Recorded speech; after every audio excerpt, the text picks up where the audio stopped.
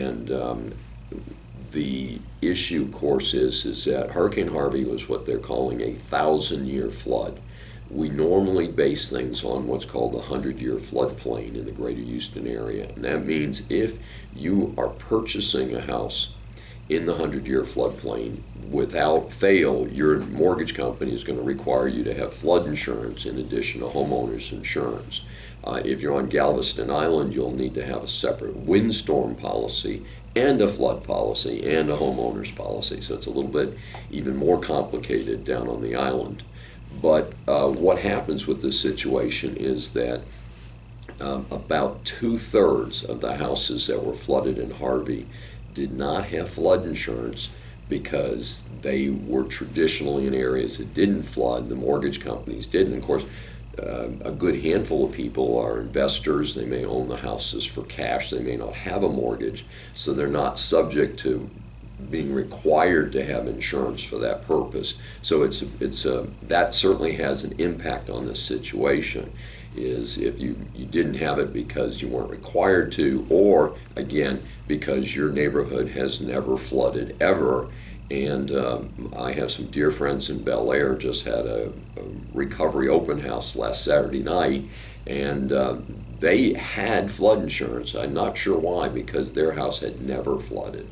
And the lot that they were on had never flooded, but fortunately for somehow, grace of God, they did have insurance. And what's important that a lot of people understand is that flood insurance is a unique, separate product. Your homeowner's insurance will not cover a flood. I mentioned having dealt with a really awful thing, a sewer backup. It turns out that my insurance policy had a $5,000 rider that covered sewer backup. Actually, it was part of the commercial policy on the property. The loss, however, was about $15,000. So kind of, the old story, closing the barn doors after the horses left, is we increased that rider to $15,000. So I have to check and see, because we've changed insurance since then. I have to check and see if we track that. But it's a lot of times you don't know what you don't have coverage for until you have something unusual happen and you discover that it doesn't have the coverage. I started off talking about flood insurance, and again, flood insurance is an extremely important factor in the greater Houston area and even around the United States. We are running into more neighborhoods are experiencing flooding. We've seen dramatic pictures from Puerto Rico. Puerto Rico was featured in the news this morning before I came over here to speak today, and they largely was damaged from the hurricane. While there was some wind damage, significant wind damage, really the main damage there was from floods. Hawaii is experiencing record floods, although it's kind of interesting when you contrast things. Hawaii has just suffered a major hurricane that dumped 4 feet of water on parts of Hawaii. Houston had 5 feet of water. So even though Hawaii was a devastating water event, we actually experienced a more severe water event here. And in fact, Harvey was the second most costly natural disaster after Katrina in New Orleans. So we certainly have dealt with a lot. So flood insurance, real good idea. And again, I think a lot of people who didn't have it last time are going to have it now.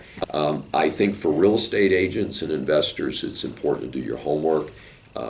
Make sure you know what the history of the property was and the neighborhood. So even if a particular house didn't flood that you're handling as an agent or you're considering buying as an investor, I think it's really important to know what happened in the neighborhood. So if the house is within 2 blocks of this one flooded, by golly, I think I'd want that rental insurance. And remember that as a landlord, while as a homeowner, these are not deductible expenses. As a landlord, these are deductible expenses. So it may not help a lot, but it helps a little bit. It may also be leading to the bridge cost, which is that, and I'm going to mention this at the end of my presentation today, is that rental costs are going up. And it makes sense because our holding costs as landlords, not only is it expensive to repair property, but landlords pay mortgages, mortgage rates are going up, landlords pay insurance, insurance costs are going up. So it kind of makes sense that rental rates are going up. Landlords aren't necessarily making more money, but they need to recover the costs that are the inevitable part of having insurance. And one of the things is, if you know that a property is in a flood zone because your landlord has flood insurance, the landlord should make sure the tenant knows either that they have flood insurance or that the property flooded in Harvey. That type of disclaimer could be very helpful if the property does flood later and the tenant comes in and says, well, yeah, I bought the homeowner's policy like you told me, but I didn't know the property was going to flood. My understanding is that flood insurance is available for tenants. I'm not an expert on how that gets done, but if the house is in a flood zone, the tenant and the landlord can both purchase their respective coverage policy. So certainly recommend that.